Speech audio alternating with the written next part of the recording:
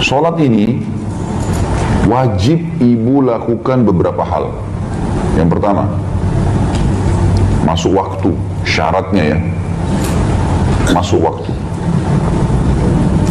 Yang kedua, tertutup aurat, nggak boleh ada tersingkap. Perempuan cuma boleh kelihatan wajah dan telapak tangan, ya. Dipastikan semua kain, tidak ada yang sobek, nggak ada yang ini, kan gitu.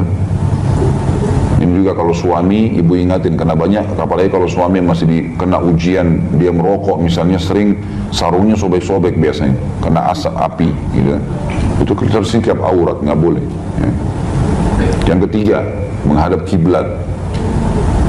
Syarat semua ini ya, menghadap kiblat. Masuk waktu, tutup aurat, menghadap kiblat. Yang ini syarat mutlak, harus ada. Yang keempat, dimulai dengan bersuci, wudu. Wudu. Nanti kita akan praktekin wudu yang benar, kita juga akan praktekin sholat yang benar.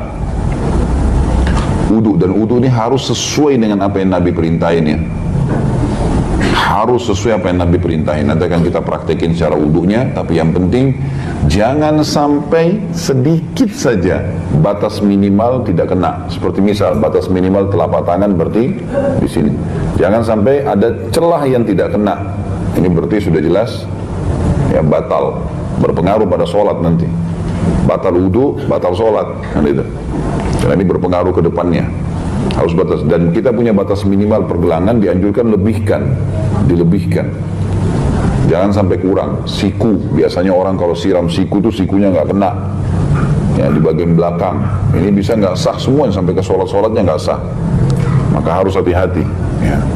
Harus dimulai dengan bersuci, dan masuk dalamnya di sini dalam masalah bersuci, maksudnya berwudu adalah harus pakaian, tempat sholat semuanya bersih dari najis ya, bersih dari najis.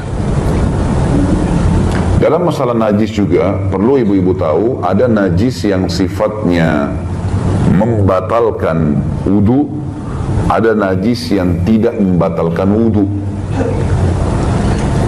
Najis yang membatalkan wudu namanya najis hissi. Najis apa bu? Hissi. Hissi itu najis yang menajiskan, seperti kotoran semua yang dilarang makan, kayak manusia. Kan kita tidak boleh makan manusia ya, karena dia bertaring. Manusia kan bertaring, sama dengan hewan-hewan yang bertaring. Kita kan tidak boleh makan anjing, nggak boleh makan ular, karena mereka bertaring, gitu kan. Maka kotoran semua yang dilarang makan najis hissi namanya.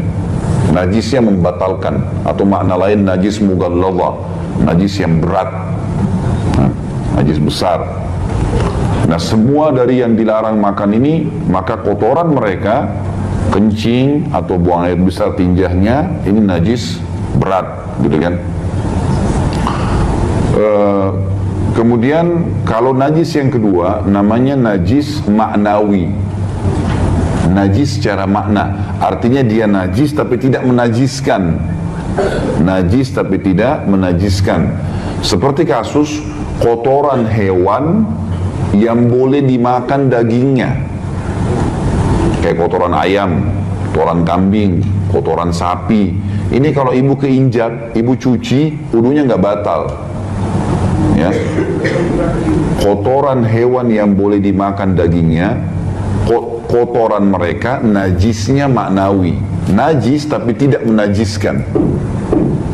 Jadi kalau kita keinjak kotoran ayam, itu dicuci, tinggal dibersihin, nggak usah wudu lagi, karena dia dasarnya dagingnya halal dimakan. Kalau tadi yang najis yang berat, yang tidak boleh dimakan dagingnya.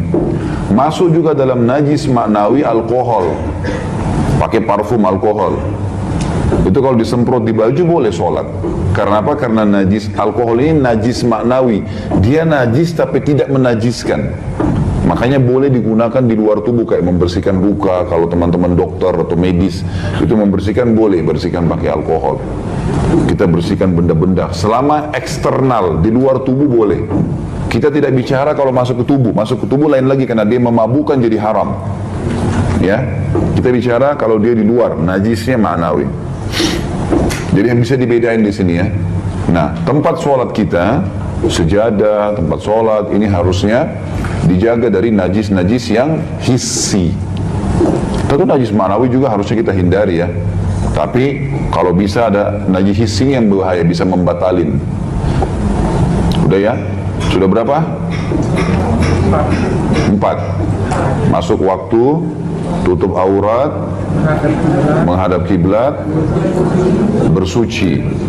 Dan dalam bersuci ini sudah kita rincikan maksudnya wudu yang benar, nanti kita perhatikan cara wudu, dan juga jauh dari najis. Dan kita sudah jelasin jenis najis yang hissi yang bisa sampai membatalkan ya. Masuk juga, maaf tadi ada yang saya lupa, syarat diterimanya sholat yang kelima selain tadi bersuci adalah tumaknina. Tumaknina itu tenang. Bahasa lainnya khusyuk. Apa itu khusyuk? Sama dengan konsentrasi. Fokus. Allahu Akbar, tenang. Pernah ada sahabat gini bu, masuk ke masjid, begitu sholat Allah Akbar, buru-buru. Selesai salam, Nabi panggil. Nabi SAW bilang, ulangin sholatmu. Diulangi sama dia, sama juga. Kembali lagi Nabi bilang, ulangi sholatmu. Yang ketiga kali dikerjain sama juga. Yang keempat kali kata Nabi, ulangi sholatmu. Dia bilang, ya Rasulullah, saya nggak tahu kecuali ini. Ajarin saya. Jadi Nabi SAW tadi suruh ulangin, karena Nabi mau lihat orang ini memang tidak faham atau karena buru-buru aja. Nanti dia bilang, saya nggak tahu. Lalu Nabi SAW ajarin, sambil ditulis oleh para ulama hadis, bab musi'us sholat, hadis tentang musik sholat, orang yang buruk sholatnya. Zaman Nabi SAW, maka Nabi ajarin, bagaimana caranya, kalau kau ingin sholat, tegakkanlah seluruh tubuhmu dengan tenang menghadap kiblat, gitu kan? Jadi seluruh ruang, seluruh tulang kita, ini belakang punggung ditegakin semua. Tegak, lurus, menghadap kiblat, matamu ke arah kiblat. Barulah mulai takbir. Dan takbir ini nanti akan saya ajarin sebentar caranya, bertakbiratul ihram.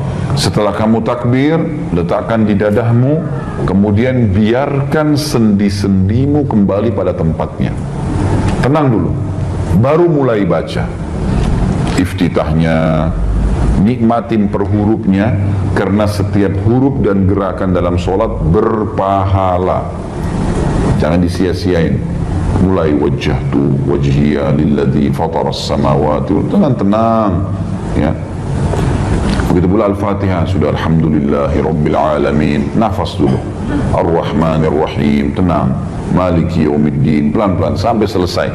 Kata Nabi SAW, lalu kamu rukulah sampai seluruh sendi-sendimu tenang.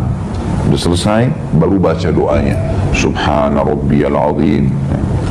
Kemudian bangun, sami Allahu liman hamidah. Selalu Nabi ingatkan, biarkan sendi-sendimu kembali pada tempatnya, tenang, baru Rabbana walakal hamd, dan seterusnya. Sujud, biarkan sendi-sendimu sampai tenang pada tempatnya semuanya, baru kemudian kamu membaca subhana rabbiyal a'la. Begitu terus sampai salam. Ini hadis ulama masukkan dalam wajibnya tumaknina. Berarti masuk poin kelima dalam membatalkan sholat apa? Lawannya, tidak tumaknina. Sampai Abdullah bin Mas'ud mengatakan radhiyallahu anhu, kami dilarang oleh Nabi SAW sholat seperti ayam mematok jagung, ya, atau burung memakan makanan. Allah. Tapi kalau gosip sama temannya lama, sholat sama Allah buru-buru, nggak boleh. Jadi ini termasuk dalam syarat ya, harus tumaknina, tidak boleh tidak.